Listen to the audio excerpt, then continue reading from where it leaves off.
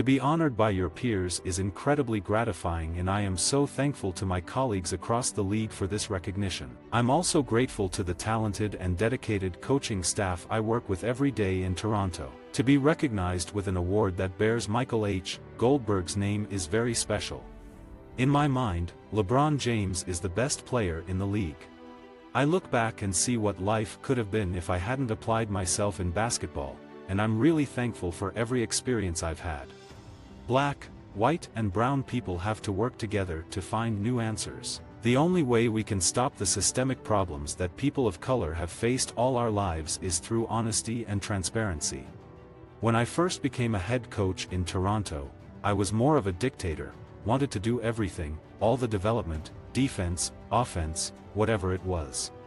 Make or miss, you still have to shoot the same shot with confidence. To go from the middle to the top is one of the most difficult things you can do in sports. Freedom of movement, which is a great rule, doesn't mean freedom to go to the rim for a layup or freedom to take any shot you want to take, or me going in there and not playing through contact. You can't allow yourself to get typecast as a recruiter, because that label sticks and carries. I fought it. I made myself learn the game and teach the game. When I was coaching at Kentucky, I was a grad assistant and I just got through playing, and we won the NCAA championship in 1978, so I stayed after I got through playing. We had Japan's national team coach Mototaka Kohama come to Lexington to spend the year and study basketball. He and I became great friends, so we hung out together. We don't want to keep talking about potential. That word is the most dangerous word in professional sports. The only way young players learn how to get better is by playing, or get the experiences by playing and getting out there and doing it. I'm quite sure there are other things that I could have done in life, whether it's working for Humana, teaching in college, high school teacher, coaching stuck. I love watching players improve, even as a little league coach. Help me help you help yourself is kind of the motto I have. The unwritten rule in college basketball is the black assistant goes and gets the black players. Don't worry about the X's and O's, just recruit. I hope I can stand up and be an example that helps change the narrative. He understands the game from a technical standpoint. He can teach the game. He can change an offense. He can put in a zone. He can do more than recruit.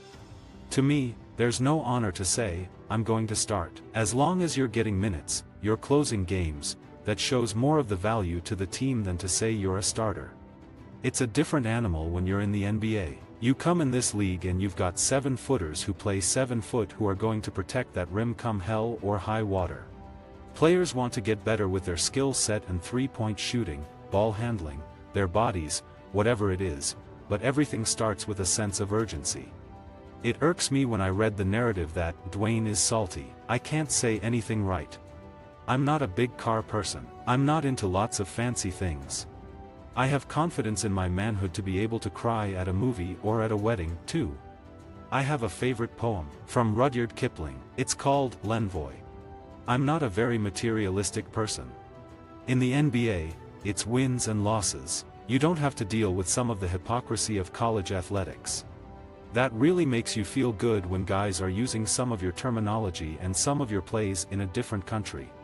From a pure basketball standpoint, it's hard to say you wouldn't want Kawhi Leonard on your team. I go to bat with people that are loyal to me. My wife was big in a lot of work in Toronto with charity work. I've been blessed over the years, and I want to help guys to feel good about themselves when they're going for job interviews. You walk in for a job interview, you feel good about yourself, you look the part, you get that confidence going. Growing up, it was humble beginnings.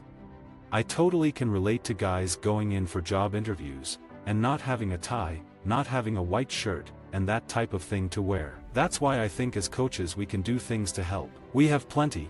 We as NBA coaches and players are all very blessed to be in a profession so that we can provide for. I was making $19,000 a year, and I thought I was rich. It wasn't until I went to college that I started getting interested in style. Then I got jobs that started to pay a bit more money and was able to afford some nice slacks and suits. Outside the Raptors organization, I definitely think guys like LeBron James, James Harden and Derrick Rose will show off some great looks. On our team, Kyle Lowry has amazing style, but we have a lot of fashionable guys, Patrick Patterson, Bismack Biyombo, and Jonas Valanciunas are all really into fashion as well. The NBA made a big move to become more stylish and business-oriented a few years back, and it's made a big change. In fact, I only had one sports jacket when I was in high school. It was all sneakers and tees. Sid Lowe is someone I respect in the league. Knows the game, knows how to teach, great teacher.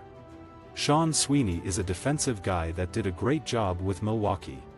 I talk to a lot of European coaches. I got friends over there that I steal stuff from, talk to, maybe have them look at what we're doing and say, hey, what would you do differently? There's no disrespect in playing in the G League. I'm a firm believer in young, old, tall, short, doesn't matter. Basketball is basketball. It's the way you approach it. When I first became a head coach, even back in Minnesota, I'm going to go with the known and leave the unknown alone.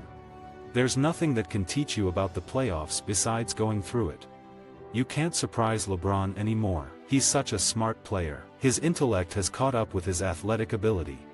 When it comes to playoff time, the game slows down, the offense slows down, and you've got to be able to get stops.